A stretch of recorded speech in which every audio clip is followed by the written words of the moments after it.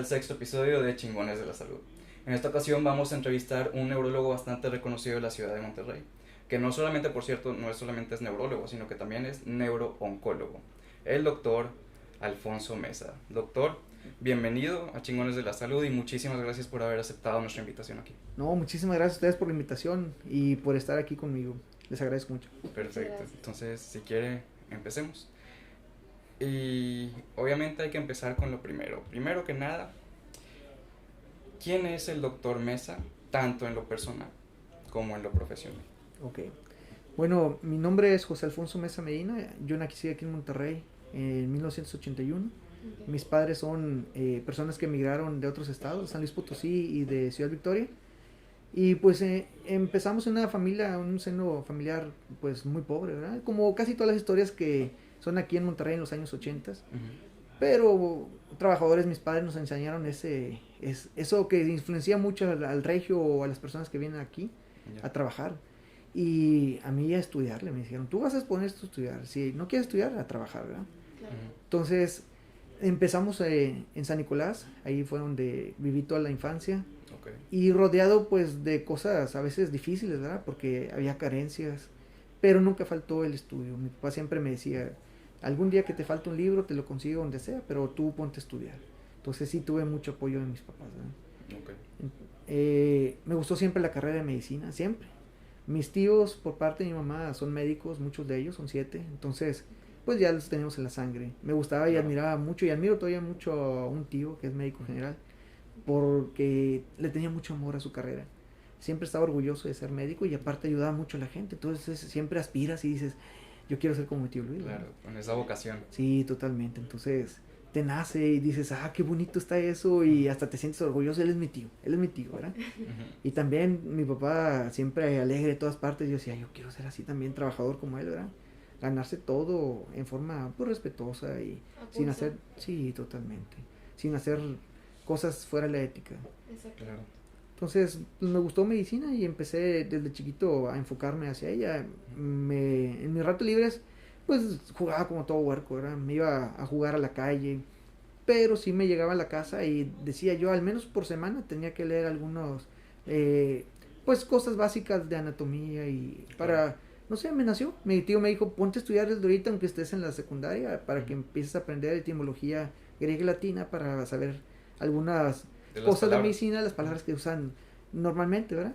Y me acercaba a él y me decía, pues ponte a estudiar esto y lo otro en anatomía y me ponía a leer y se me hacía tan bonito, o sea, cómo es el cuerpo humano tan fascinante.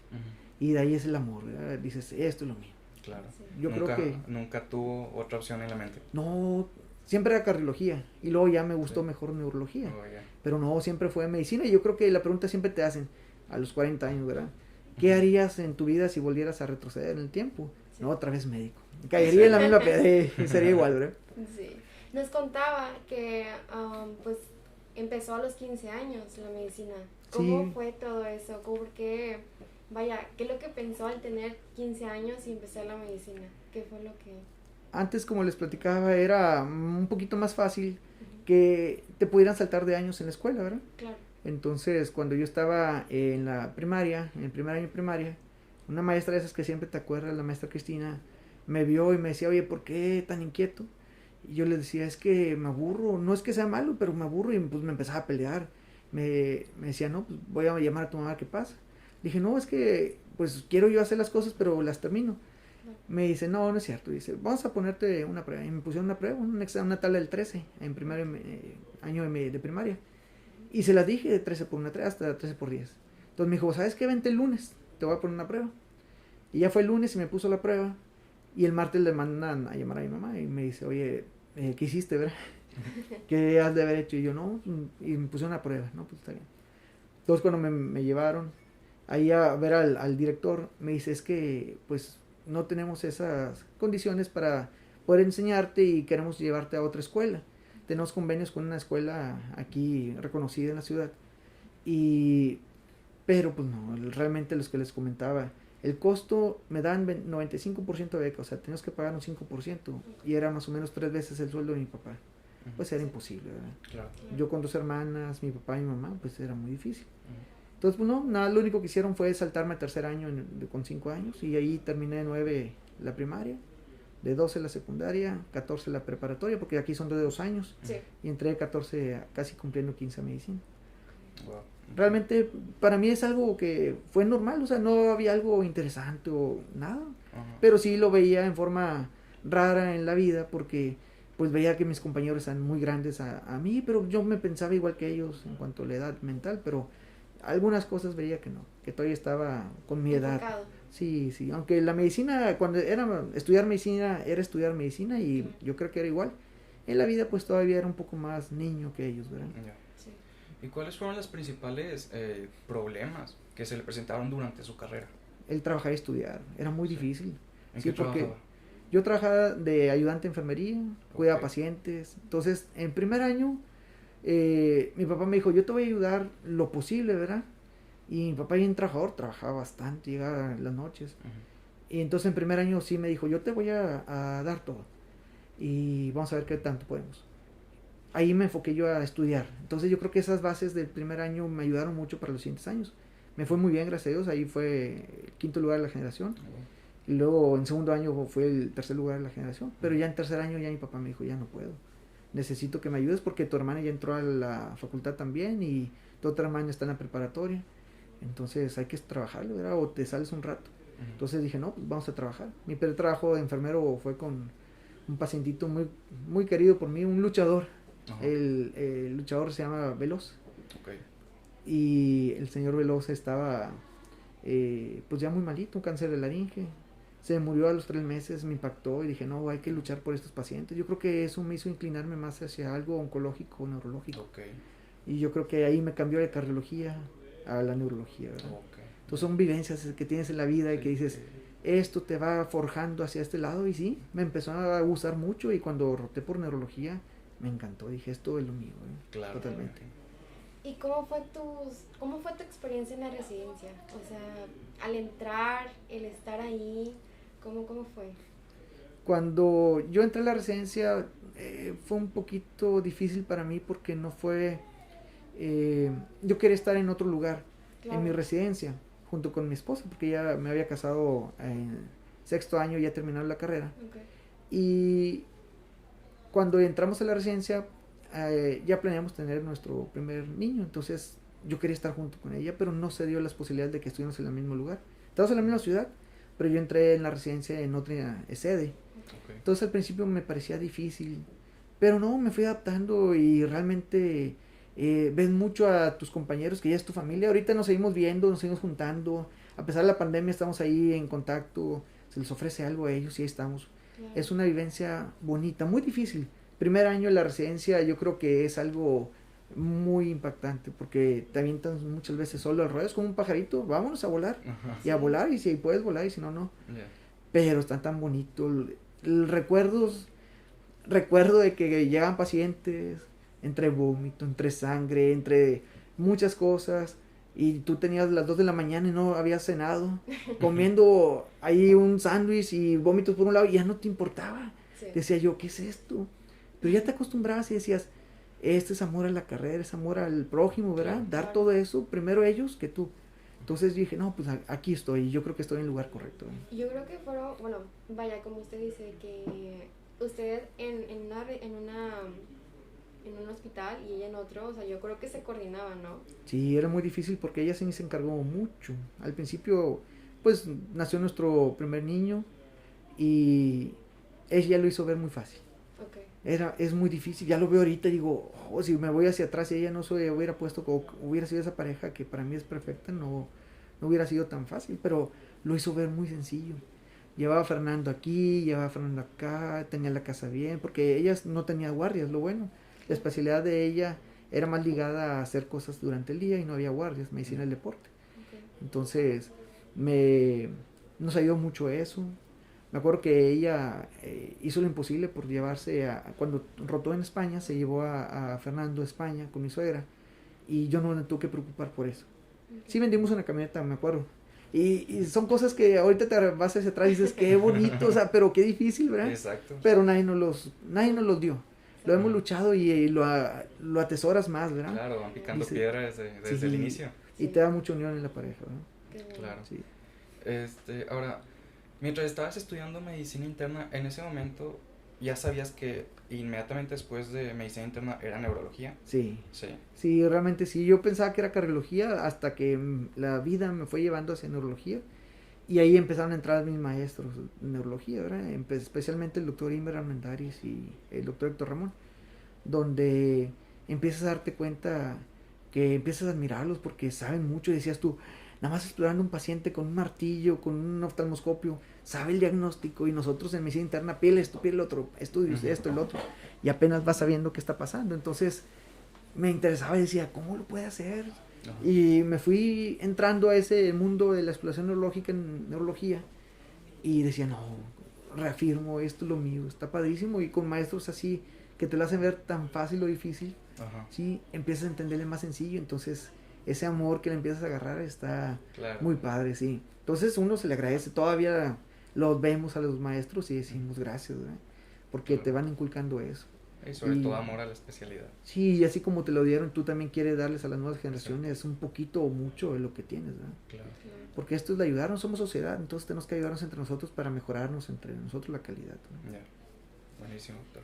¿Y por qué neurología? O sea, vaya en el lapso que nos comentó que fue la experiencia con el paciente al estar pues pasando por todo lo del proceso de cuando falleció.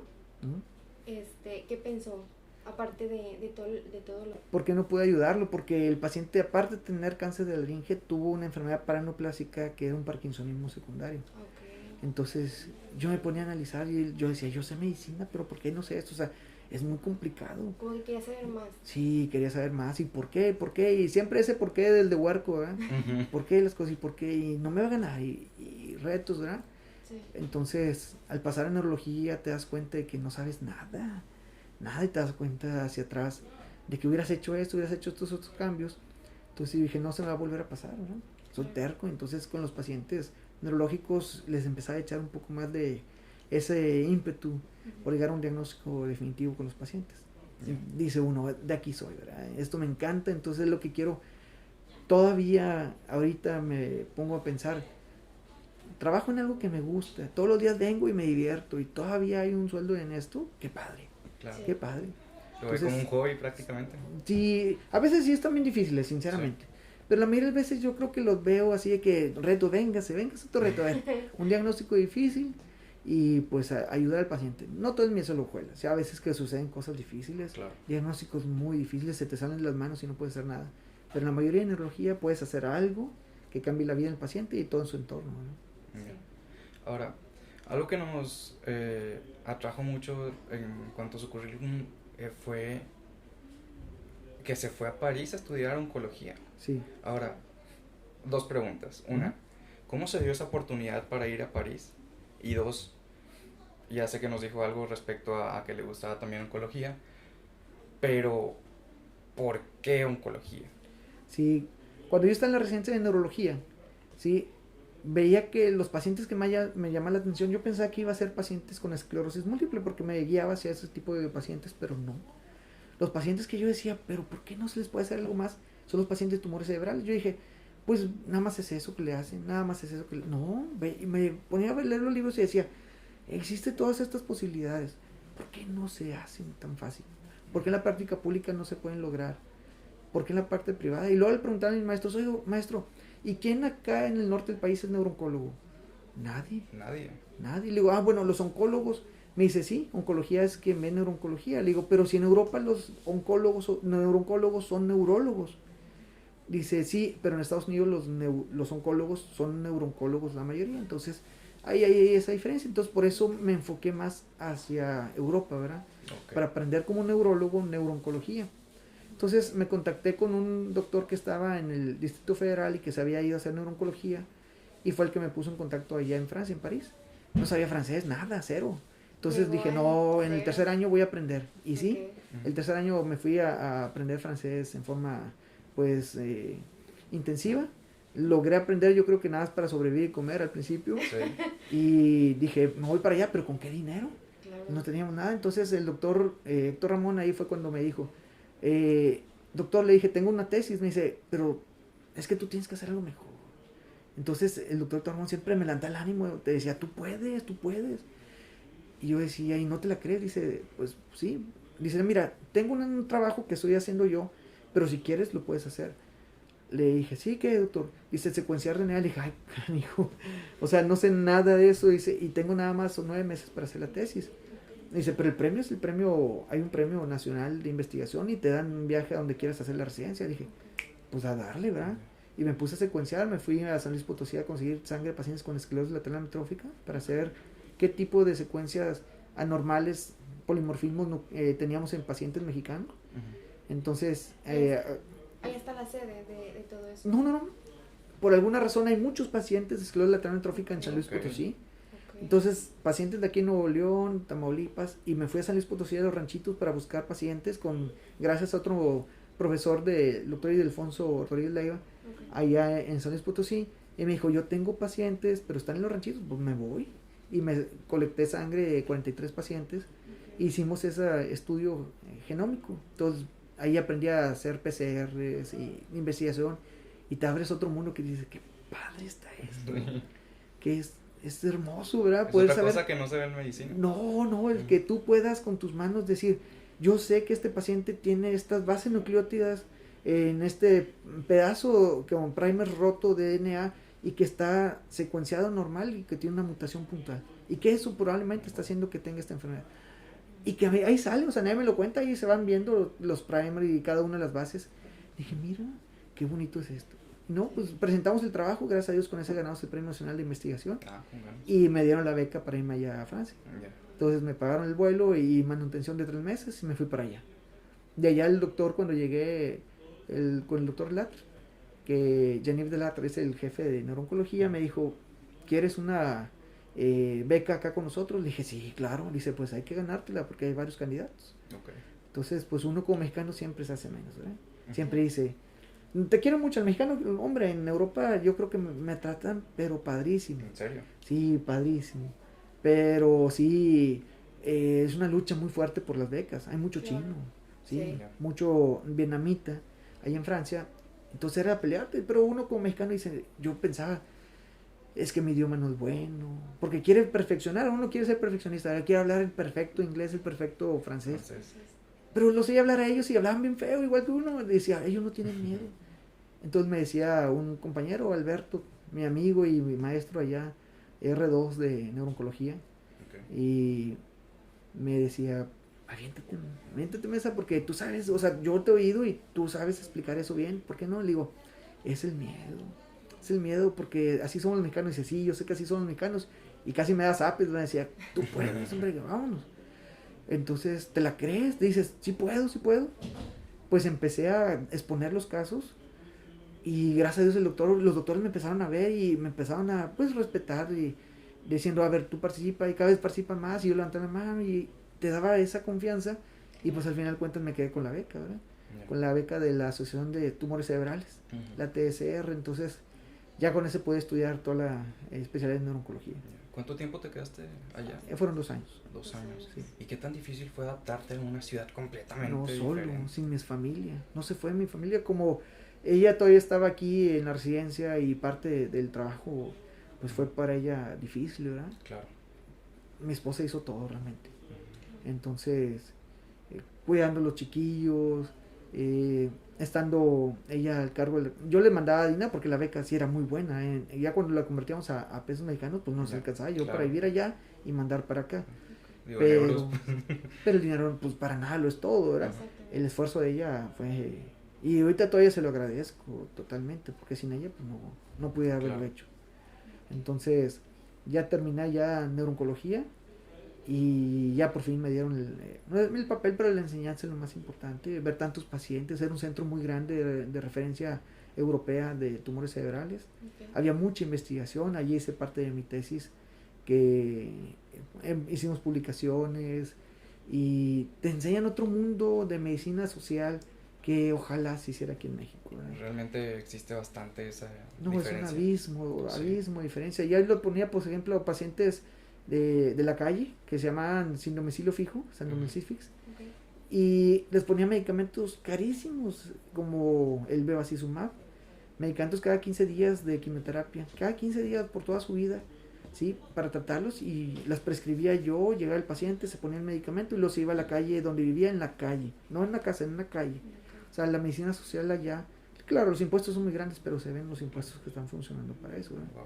Entonces, estaba padrísimo. Y pues conocer toda Europa, íbamos mucho a congresos, daba pláticas en los congresos, te aventaban al ruedo, vámonos, tienes que hablar de esto, y tú te quedas helado y luego ya, empezabas a hablar, pero no te hacían burla ni nada. Nunca encontré nada malo allá en Francia, puro agradecimiento. Cuando tuve la oportunidad de que mis maestros vinieran acá a México, porque los invitó uno de mis maestros, y yo una solicitud mía, invítelos porque son los mejores de neurooncología que hay ahorita en el mundo. Vinieron a dar pláticas en México, los llevamos a Chichén Itzá porque fue en Mérida. No, pues es la forma de poder pagar un poquito a los maestros todo lo que te dieron, ¿verdad? Claro. Entonces sí, estuvo muy bonito. Difícil estar solo, ¿verdad? Exactamente. Sí, claro, y una experiencia muy, muy grata, ¿no? Bastante. Ahora, teniendo la oportunidad, no sé si le llegó la oportunidad o se quiso quedar en algún momento ahí en Francia y que diga, ¿sabes qué? Familia, vénganse para acá por la diferencia de calidad de vida sobre todo, o siempre tuvo en mente regresar y quedarse aquí. Somos mexicanos, somos familiares, entonces aquí están mis papás, está la familia de mi esposa, que es muy difícil. Realmente nunca me ofrecieron quedarme en Francia, sinceramente. No, hubo oportunidad de quedarme como investigación, no como médico, porque tenía que hacer otra vez parte de medicina. Porque aunque estábamos homologados, se tiene que hacer como quiera un año de psiquiatría. Sí, dentro de la carrera de neurología, que no la tenía, entonces para volver a hacer todo eso. Pero aparte no, siempre era, lo mío realmente era regresarme para acá, hacer aquí toda mi carrera como tal, y pues vivir bien. Me gusta mucho la calidad de vida en Monterrey. Aparte, yo estoy orgulloso de mi ciudad, porque a base de trabajo de mi generación se ha levantado bastante. Claro. Entonces, no, realmente se vive muy bonito en Europa, pero muy chiquito. Sí, aquí se vive, yo creo que un poco, no esa calidad de vida para nada, jamás, pero un poco de espacios más grandes, y todos mis amigos están aquí, entonces no. Claro.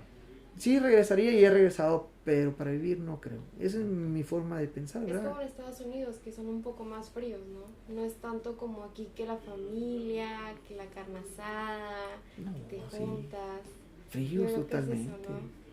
No, yo me acuerdo que nosotros cuando nos juntábamos mexicanos éramos el alma de la fiesta y todo.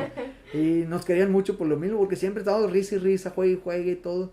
Y ellos muy serios, pero nada más se nos quedaban viendo y estaban felices ahí con nosotros, ¿verdad? Pero es otra forma de pensar y ver la vida, ¿verdad? Sí. Ellos ven la vida muy madura, muy tranquila, pocos hijos, salir, divertirse en forma personal con la pareja. No tanto así con los hijos, sino, hombre, nosotros somos pegados a los hijos. Si por nosotros fuera a comprar la casa del lado y la del otro lado, y ahí viviera en nuestro barco, ¿verdad? Sí, totalmente. Sí. ¿Y por qué involucrarte, o por qué te involucraste en todo lo de la investigación? Sí, ahí con el doctor Héctor Ramón fue el que me empezó a meter en esa parte de la investigación, porque él es una persona que le encanta, se le ve la satisfacción de investigar, saber más, el conocer, y siempre preguntar por qué y por qué no. O sea, ¿por qué es esto? Es que no lo sé. Bueno, ¿por qué no? Ok, vamos a buscar soluciones, verdades, y ser parte de una institución mundial que como humanos es avanzar y poner nuestro granito de arena para saber cada día más, ¿verdad? Y que eso pueda venir un beneficio que a lo mejor a largo plazo para nosotros mismos. Dejas un legado de conocimiento. Sí, algo tiene que dejar huella el hombre, ¿verdad? Y esa es una poquita parte de lo que uno quisiera dejar. Pero la investigación a mí me dio mucho, me dio la beca por el primer premio de investigación. A los 2 años traje otra vez estudios de secuencias de pacientes con esclerosis amiotrófica, y empezamos a hacer estudios de secuencias en tumores cerebrales, que era ya lo mío, y gracias a Dios ganamos el segundo premio nacional de investigación ahí en neurología en el 2013, y me dieron aparte otra beca. Y con ese estudio que hicimos en glioblastoma multiforme y ependimomas, se dio la oportunidad de muchas cosas. Por ejemplo, conocer a personas que dentro del ámbito de la neurooncología son increíbles, que es que yo me pongo a pensar, yo soy una persona que trabajé huerco con mi papá, a veces me iba de albañil, me iba a romper azulejos, tenía yo 12 años, 13 años, y a romper azulejos, a poner blog, claro, jamás con esa frega que mi papá hacía tan fuerte de cargarlos, ponerlos, electricidad, y que quisiera haber aprendido más de él. Todavía está con mi papá conmigo, ¿verdad? Pero que quisiera depender menos de otras personas y yo hacer en mi casa las cosas, porque él es muy bueno en eso. Sí.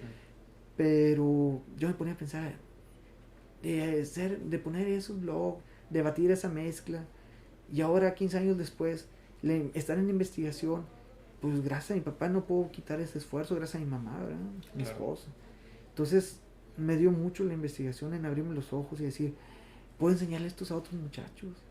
Me acuerdo que cuando yo estaba en investigación los invitaba, vénganse, y los animaba y les decía, qué bonito está eso, mira, a mí me dio esto, que tengo poco, ustedes que tienen más en la vida y son muy inteligentes, les va a dar más. Y sí, me acuerdo que me llevaba a estudiantes del TEC, del UDEM, a dar pláticas a nivel nacional de investigación, ¿verdad? Nos invitaban, me acuerdo que una vez nos invitó y me llevé a 3 estudiantes a Tijuana. Dimos una plática de inicio de una clase en Tijuana con el uso de células madre, los pros y contras, que en ese tiempo casi no funcionaba para nada. No. Y una de las cosas más grandes que a mí me ha quedado siempre marcado es que una vez vino a dar una plática el doctor Quiñones, el doctor Q, que es muy conocido, un neurocirujano mexicano que se fue indocumentado y que ahora es jefe de neurocirugía allá en la Clínica Mayo en Jacksonville, Florida. Y cuando vio nuestro trabajo dijo, oh, me gusta su trabajo, realmente están haciendo cosas buenas aquí cuando yo estaba en el TEC. Y pues saben que su trabajo, pues quisiera que se pudiera continuar allá con nosotros. Entonces me dio la oportunidad y la beca de irme a Hopkins con ellos a investigación.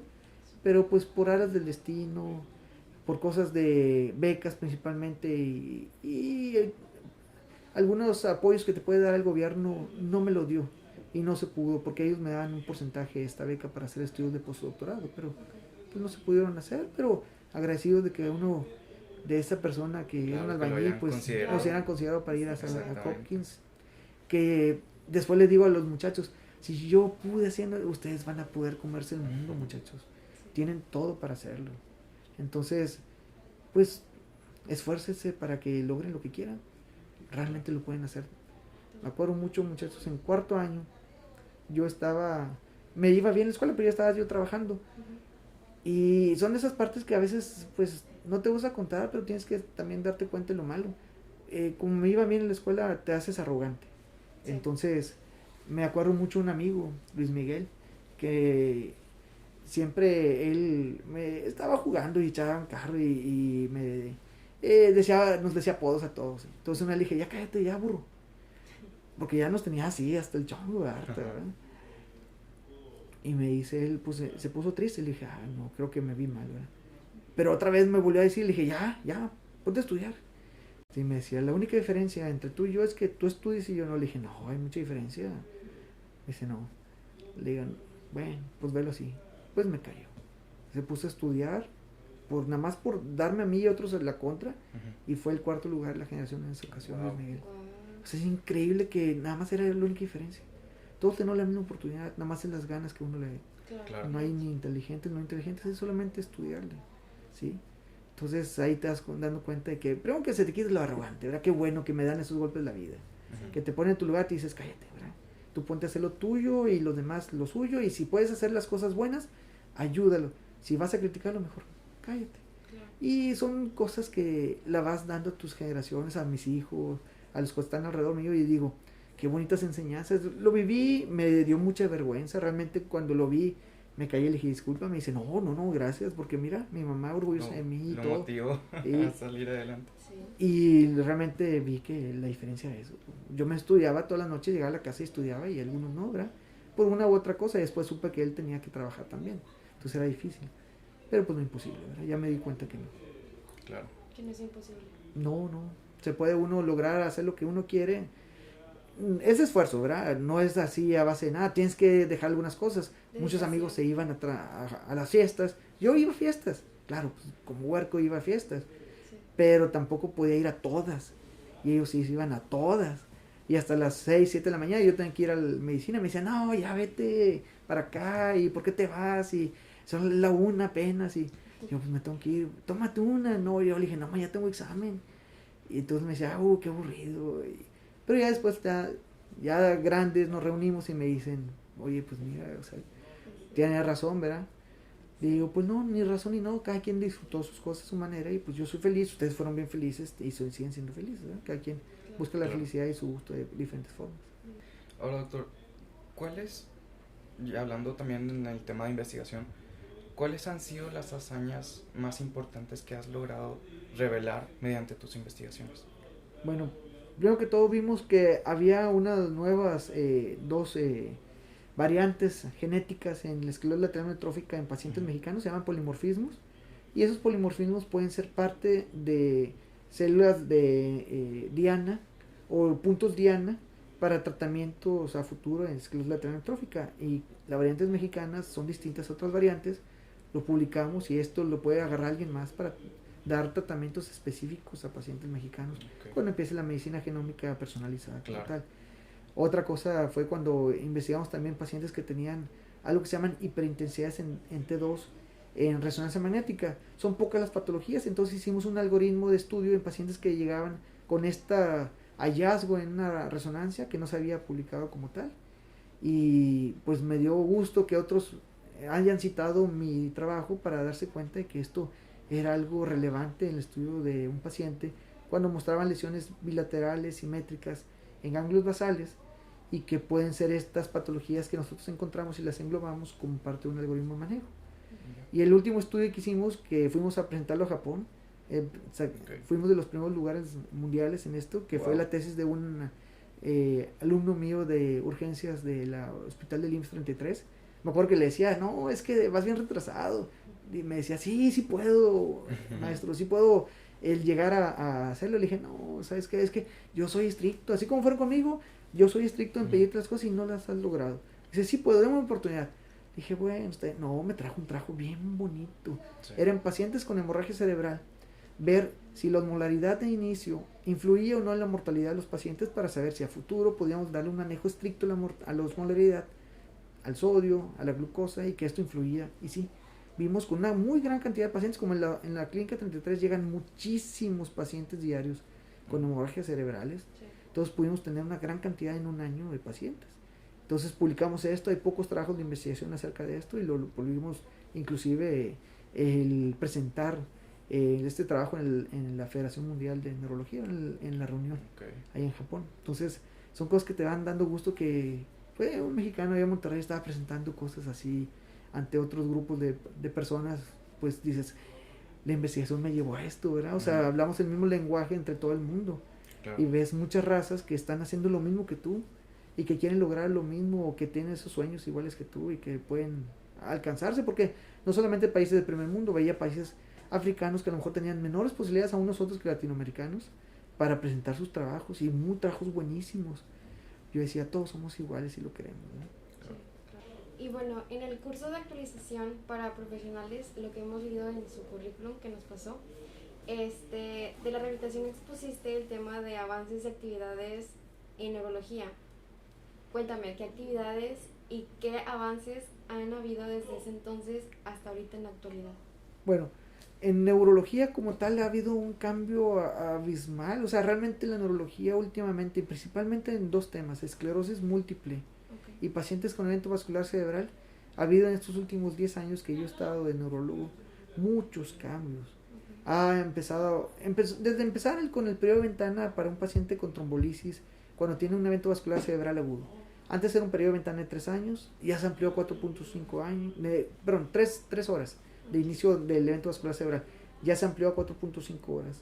Inclusive con algunos métodos especiales como trombectomía 6 horas, cuando antes un paciente que llega con un EBC decías, ya no hay nada que hacer. Sí. Entonces, el ver esta evolución, que eres parte de esta, que puedes participar en pequeños trabajos, o que puedes ser parte, por ejemplo, hubo una plataforma para neurólogos a nivel nacional para meter todos los casos que teníamos diario de pacientes que llegaban con estos eventos vascular cerebral y le hacíamos trombolisis y participabas en esta plataforma. Entonces al dar los resultados finales decías, oye, se puede ampliar la ventana, decías, bueno, qué padre participar, pero ¿y eso? ¿Qué va a pasar?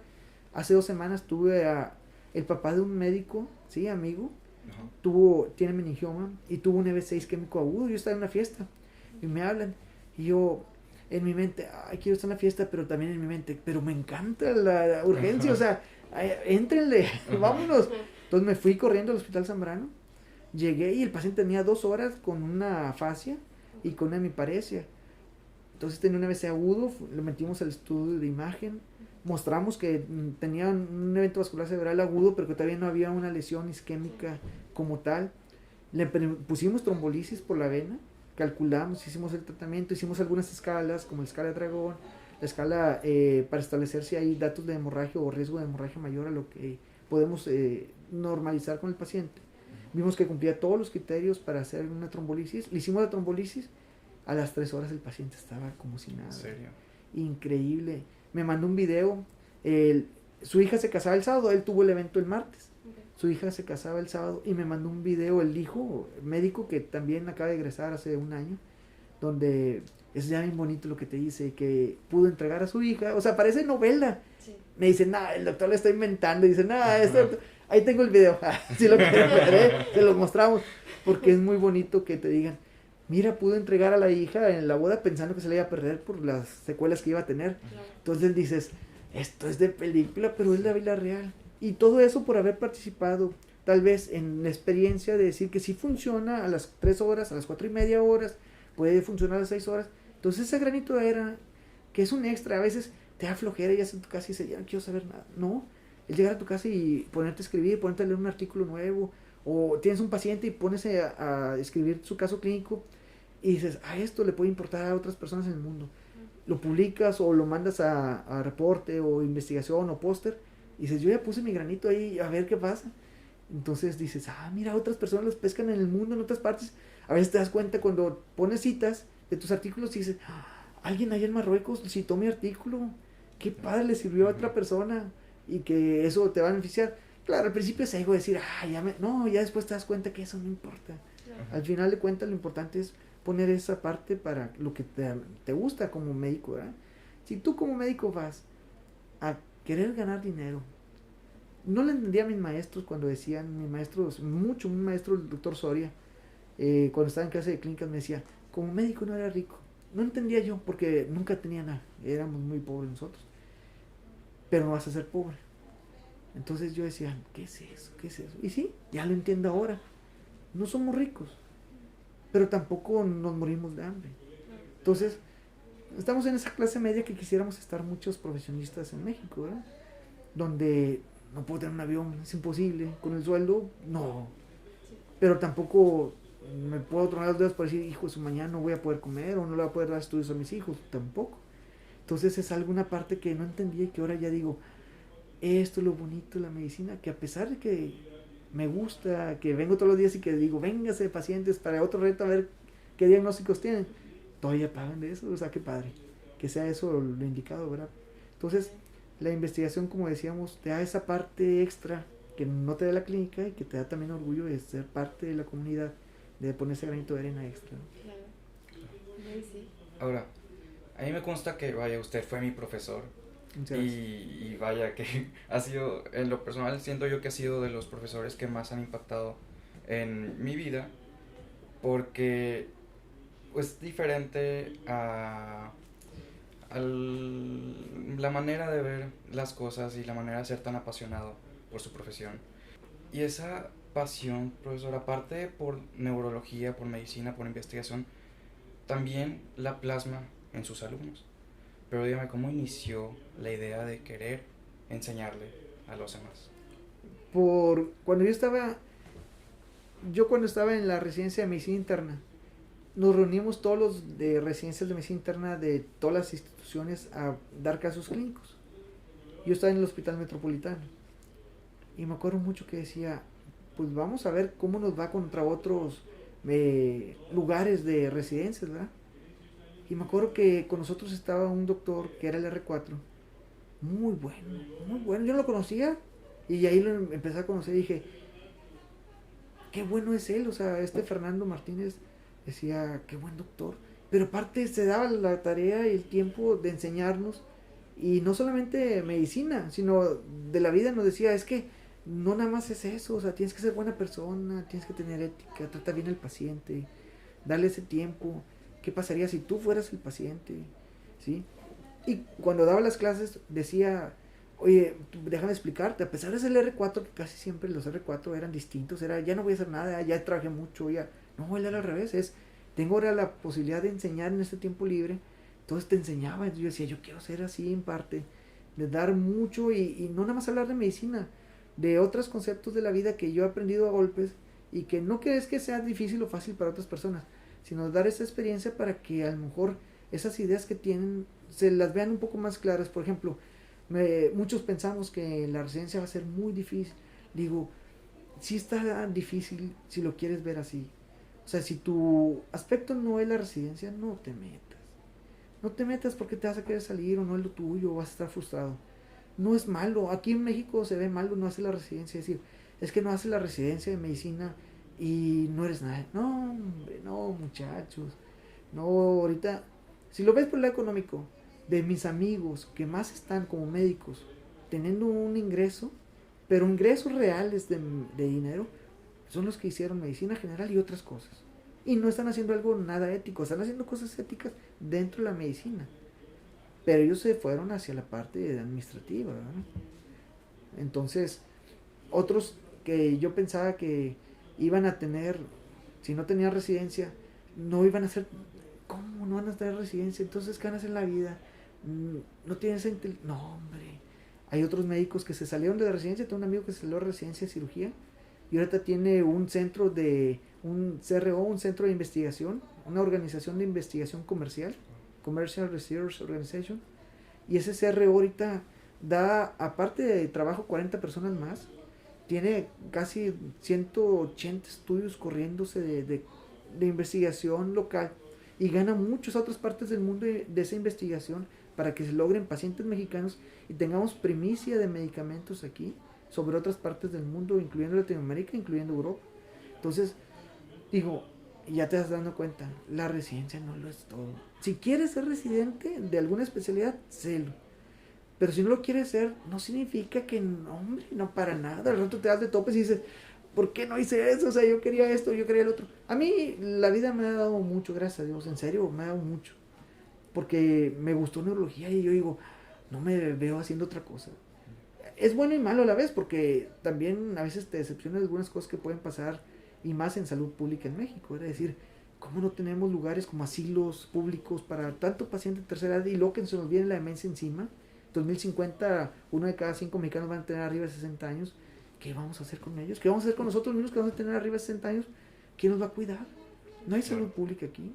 Entonces, qué padrísimo sería que hubiera una excelente salud pública como en Francia. Como allá todos tenemos la igualdad de oportunidades y tener medicamentos al alcance, aquí no. Entonces, ¿cómo necesitamos personas de salud pública? ¿Cómo necesitamos personas de administración? Hemos visto que la pandemia ha cambiado el hospital metropolitano abismalmente.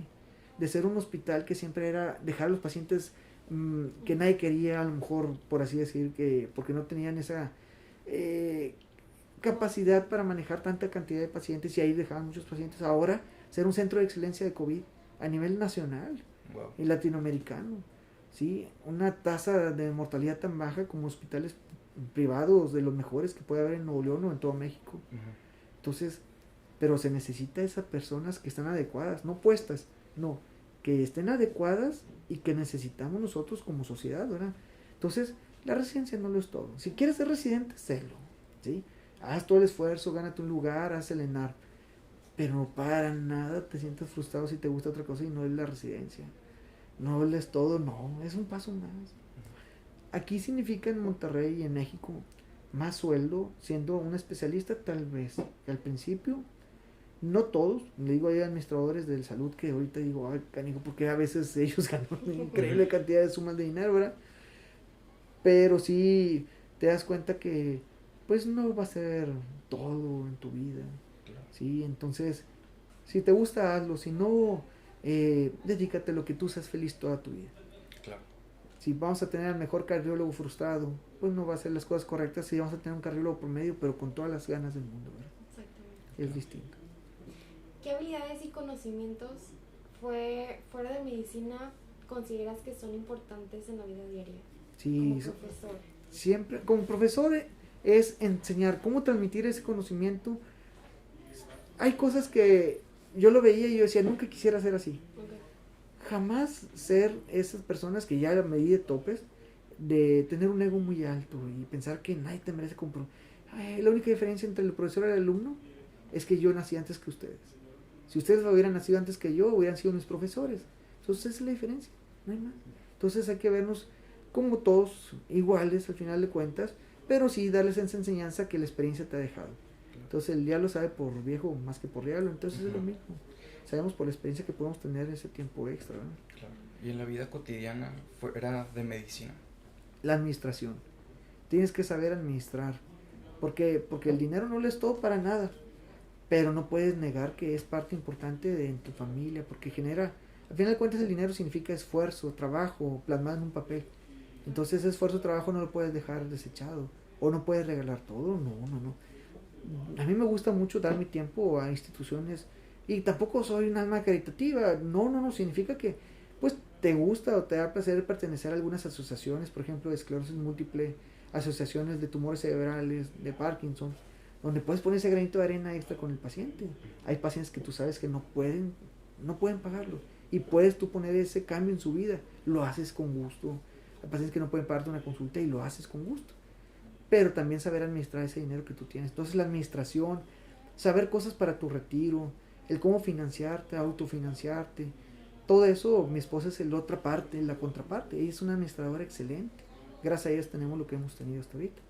Porque en lugar de yo darme la gran gusto, vida de tener un dinero y gastármelo como siempre había sido mi sueño, de tener tantito y hacer fiestas. Y no, espérate, la fiesta la haces al rato.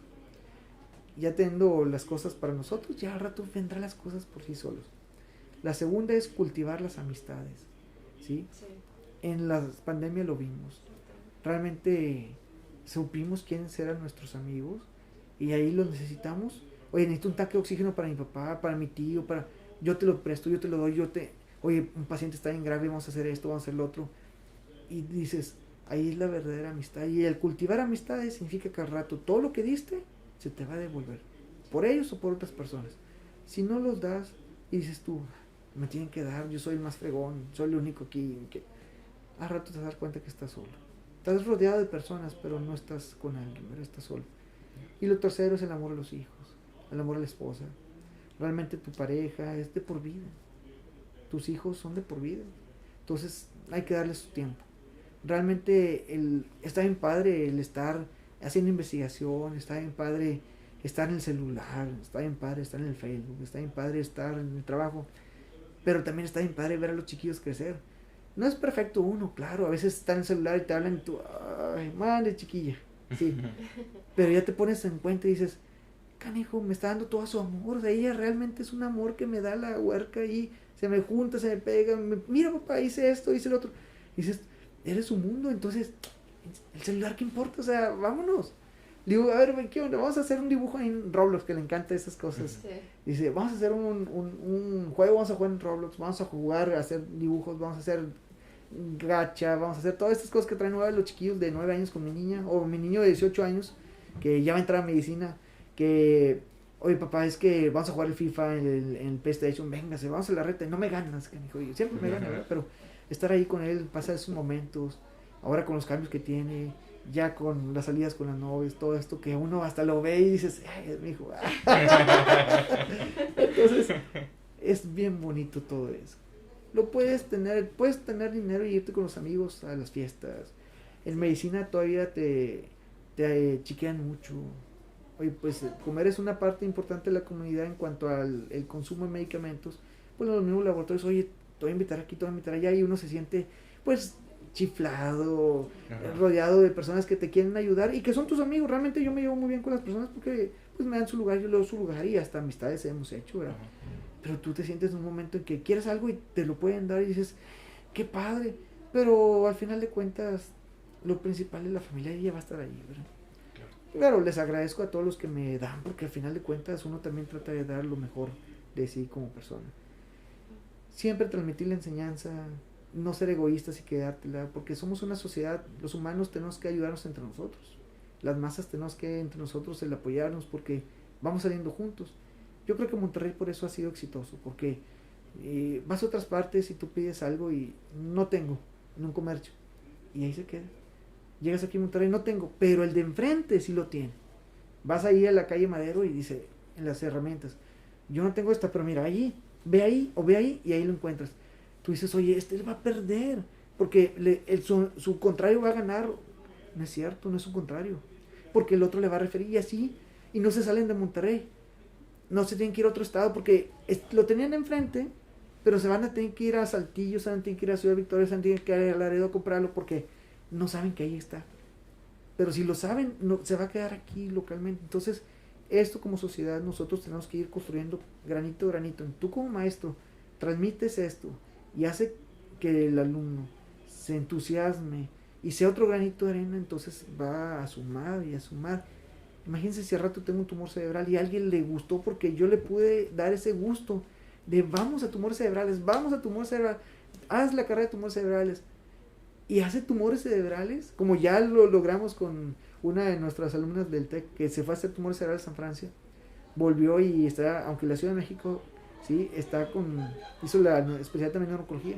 Si al rato tengo un tumor cerebral, ¿con quién voy? Pues con ellos. Con ellos, ¿por qué? Porque sé que les apasiona igual que a uno, güey. Entonces sí, está padre transmitir eso, güey. Claro. Ahora, ¿qué consejos le darías a aquellos que apenas van a empezar su carrera como en el sector salud, o aquellos que ya acabaron la carrera y apenas van a empezar su camino como profesionistas? Somos un sector muy golpeado ahorita por la sociedad. Muy pocas personas dan una opinión de ingeniería, de abogacía, en leyes. Dar una opinión de un notario, dices, pues no lo sé, no opino, pero muchos opinan en medicina. ¿Por qué? Porque nosotros como médicos también hemos hecho muy a la ligera el no respetarnos como profesión, y llega un paciente, llega un familiar en un pasillo y los consultamos en un pasillo. ¿Qué significa eso? No es que es una parnafalaria ir a un consultorio, no. Significa que no le estás dando un tiempo de calidad a una persona y nada más te quieres sacar el problema diciéndole, sí, voy a hacer esto. No. ¿Sabes qué? Ve al consultorio, porque ahí puedo tener mayor... ¿Qué pasa si te pasa algo? No diste esa calidad, aunque sea gratuita. No la diste. Entonces, ¿cómo vas a decir que estás haciendo lo mejor de ti si estás echando mentiras a ti mismo, ¿verdad? Tienes que hacer lo mejor. Yo sí les digo, ve al consultorio y dice, no es que quiero que pagues una consulta, no es eso. El dinero viene por sí solo, ¿eh? Eso ahorita lo quiero comentar también, de que el dinero viene detrás de las cosas que te gustan. Pero no es el dinero que quieres cobrar, ¿saben qué? Vamos a dar una calidad en la consulta como tal. ¿Por qué? Porque a mí también me la han dado. Entonces yo quiero transmitir lo mismo. Entonces yo creo que el gremio médico como tal, y más siendo estudiantes que van entrando como mi hijo a la carrera de medicina, o personas que ya van saliendo, haz todo con ética, haz las cosas correctas. Unas personas a veces se desesperan y dicen, es que no gano dinero, dinero no es medicina. Claro, tienes que sobrevivir de algo y vivir de algo, y el dinero viene, pero no es el objetivo. Si buscas un objetivo de dinero, hay otras carreras que te van a dejar ese dinero, ¿sí? Y que ese dinero lo puedes ganar en grandes cantidades y lo puedes perder también tan fácil en grandes cantidades. En medicina vas poco a poco, pero tienes una vida de vida adecuada. Y es donde te gusta ese romanticismo de la medicina, de voy a ayudar a la gente. Sí es eso. Ayudas, generas dinero, pero ayudas, ¿verdad? Entonces, ¿cuáles son las cosas que yo les diría? Ética. Tienes que tener mucha ética en lo que haces. Amor por lo que haces. Esa vez que te levantes y digas en tu mente, hoy no quiero hacer las cosas, algo está pasando, checa por qué. Si perdiste ese amor con la medicina, o vuelves a reencontrar ese amor en los libros, o en los casos clínicos, o no es lo tuyo y no te hagas, ¿verdad? No te vayas a hacer falsas ilusiones con alguien que te va a pedir más tiempo que tu familia, al hacer la residencia, al hacer la escuela de medicina, te va a quitar tiempo con tus amigos. ¿Para qué esforzarse tanto en algo que no te va a gustar? ¿Para qué? Claro. Yo le dije a mi hijo, ¿quieres realmente medicina? O sea, tú estás viendo cómo nosotros, tu mamá y yo, nos esforzamos día con día por dar, cómo son nuestras pláticas en la cocina, en el comedor, de pacientes que tenemos en conjunto, cómo sacar a don Simón, cómo sacar a don Francisco, a doña Margarita, cómo darle ese día a día para que ellas puedan caminar otra vez después de un AVC isquémico, que tiene un paciente con tumor cerebral, cómo sacarlo adelante. ¿Te gusta esa plática? Y dice mi hijo, me encanta. Le digo, entonces es lo tuyo.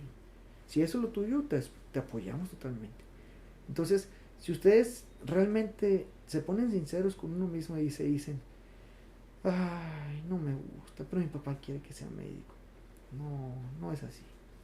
Puedes tú fingir toda tu vida, pero no vas a tener ese grado de felicidad que gracias a Dios algunos hemos alcanzado y que decimos, qué padre, todavía vas a trabajar diario y todavía te paga, padre.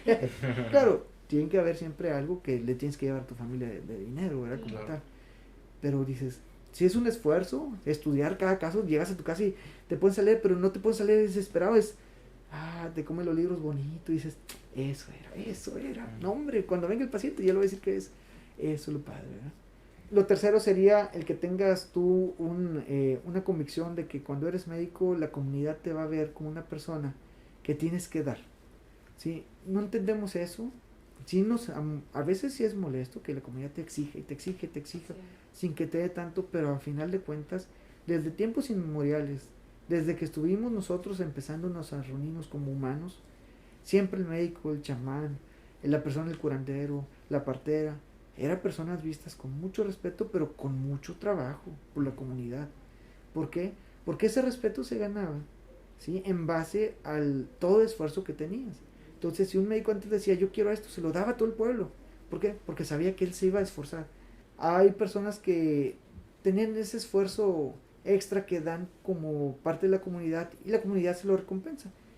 Cada vez ese esfuerzo extra del médico ha ido bajando porque ha habido mucho burnout. Las instituciones públicas yo creo que han sido en parte el acabose de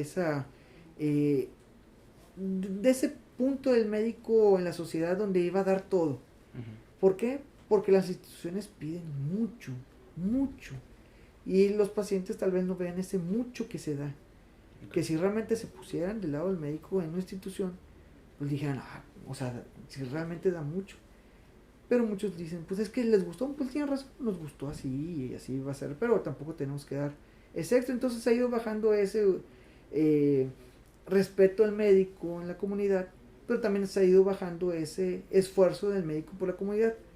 En algunos países todavía sigue siendo muy respetado el médico. En Estados Unidos uno va diciendo que es médico y nos respetan bastante. Bastante es bastante, realmente es alguien totalmente respetado. En Francia, siendo médico, sí, es algo increíble. Tú decías en una reunión, de entre otros amigos que ibas haciendo amigos, y ya ibas, ya veías otras especialidades, ingenieros, arquitectos, abogados. ¿Y qué eres tu médico? Médecin, ça va, decían. Todavía se sorprendían y decían, no. Tenían ese respeto al médico que aquí se ha ido perdiendo, que nosotros como médicos tenemos que volver a construir esa relación entre la comunidad y el médico. ¿Cómo?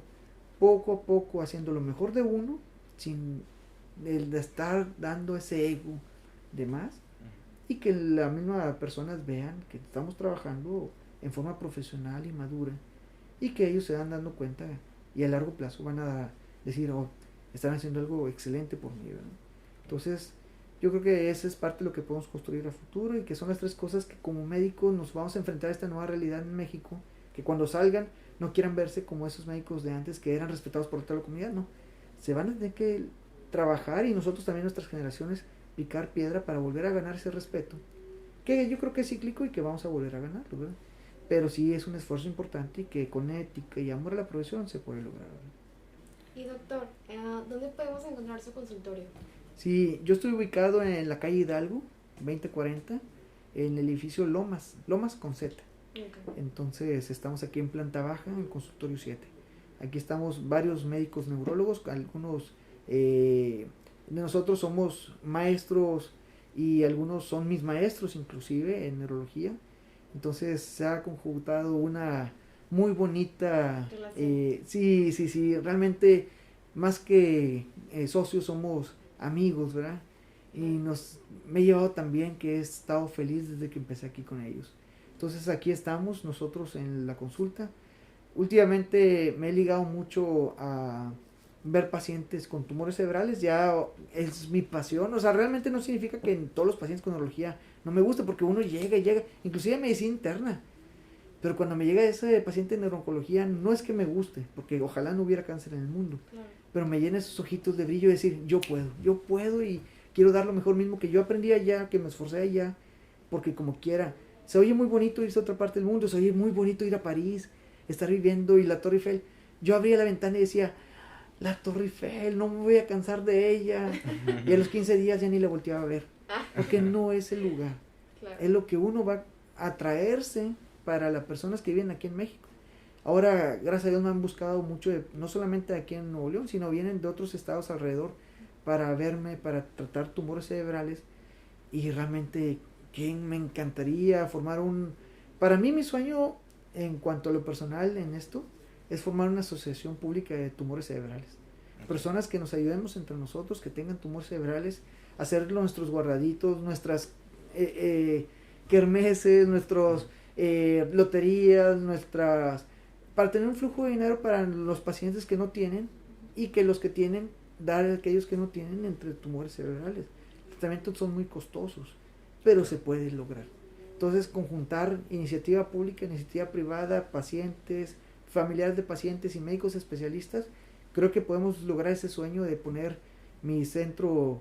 ¿Por qué digo mi centro? No por egoísta, sino porque es un sueño mío, ¿sí? Claro. Tal vez otras personas digan, pues todos soñamos algo. Yo creo que ese es mi sueño en lo personal, profesional, y poner el nombre de mi maestro de Francia, el doctor Jean-Yves Delattre, que tanto me ha dado ya, ¿verdad?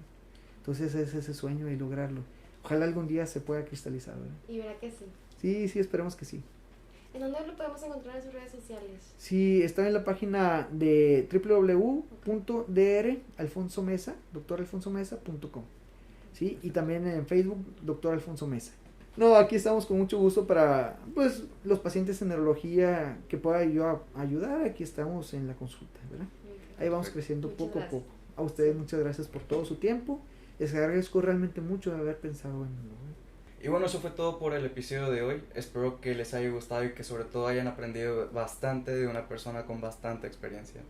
Nos vemos el siguiente jueves y adiós.